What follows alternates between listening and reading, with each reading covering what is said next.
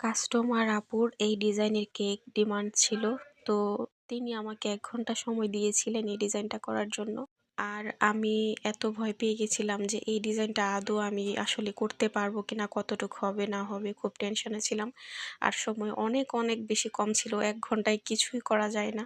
একটা কেকের বেস তৈরি করতে মোটামুটি কমপ্লিট করতে কেকটা হতে ওভেনে সবকিছু মিলিয়ে ১ ঘন্টা লেগে যায় প্রায়। আর তিনি আমাকে ডিজাইনটি দিয়েছিল নিতু বাবুর্চির পোর্টফোলিও থেকে।